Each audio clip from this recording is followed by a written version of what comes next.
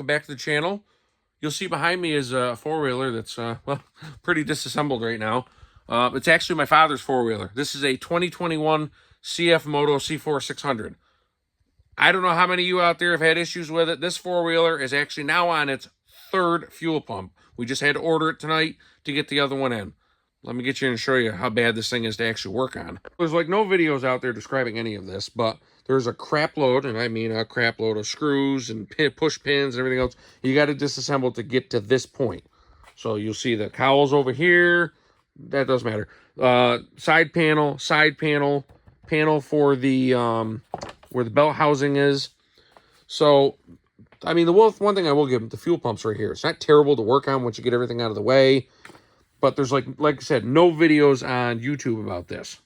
So I figured I'd take these few, 2, 3, maybe 4 minutes and just put a quick video out. And we're taking a pause on the Yukon. There will be some content coming out soon. Rob's working on the editing for it. We got a nice, that is I quickly posted, you know, multi-step paint correction process going through. But this thing right here, this is a pain in the butt. Monday, we're up at camp. My father goes to drive over a rock. The thing just dies. So I had to physically wheel it down the mountain, and then he had to tow it with my four-wheeler. And I don't know what it is. Something about this four-wheeler. Knock on wood. My four-wheeler I've had no issues with since I had it. It's a 21, but it's got all 22 stuff in it. So I think they changed a bunch of stuff on these. So the fuel pump, we actually ordered it off Amazon. It's like $68, I believe, shipped here because I did overnighting. I want to hear for tomorrow, so I can put this back together. But this is the whole pain in the butt part that I kind of want to talk about. Is just, you know, again, get you guys in here and kind of show you what we're looking at. So there's a ton of screws that come all through here. You actually have to get down in the fender wells in here. There's a couple screws down through here you got to take out. Then up in the top where the gauge cluster area is, there's some screws in there you got to take out once you pop this thing off. There's some push pins that go in.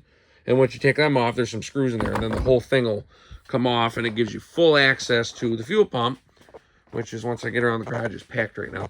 Once I get around the side, the fuel pump is here. There's your filter. And this, I believe, is the gauge, because the gauge isn't attached to the pump housing assembly.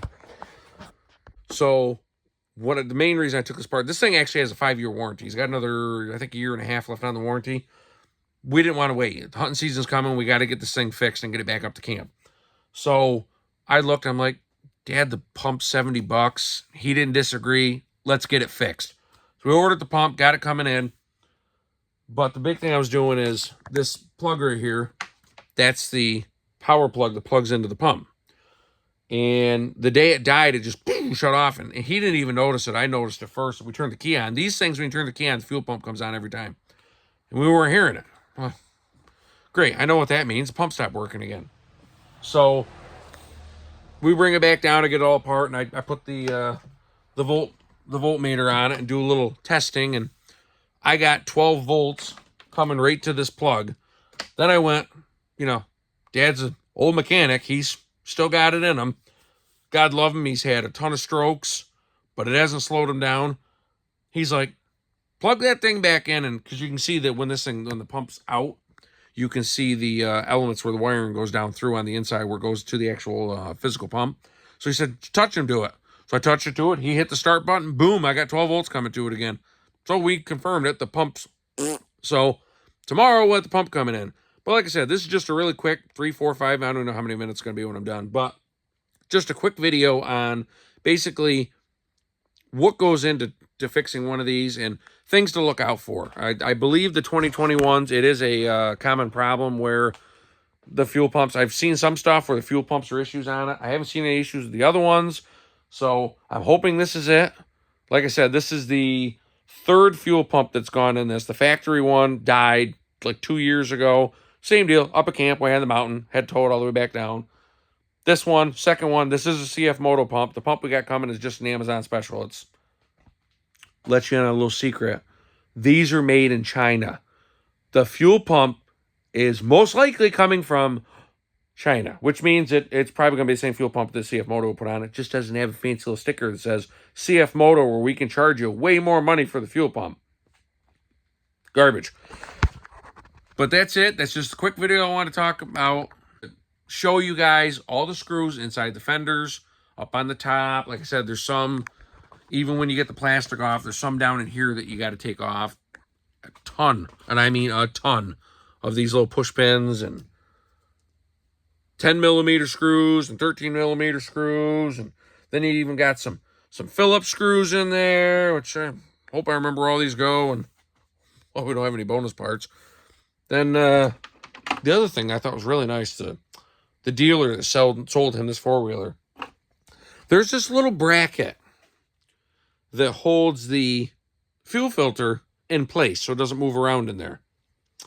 Dad grabs a hold of it, thing just starts spinning. Like, oh, really had that thing nice and tight. So who knows? Could have been something they did. Could have been, I don't know. But hopefully tomorrow that this fixes the problem. I know it'll fix the problem because that's what's wrong with it. But anyways, that's all we got for today. Rob, next week will have the part 1 of the paint correction process coming out on the Yukon. Like I said, we're not done with it. We're just going to get the paint correction stuff done, and then I got a few more things to do on it. Then it'll be finally done. So if you haven't already, click that subscribe button. Have the post notification on. Leave us a comment if you enjoyed this little tutorial on a CFMoto four-wheeler. And you'll have to come back and see what we do next. I kind of already gave a teaser, is, you know, the Yukon. So anyways, we'll see you in the next one.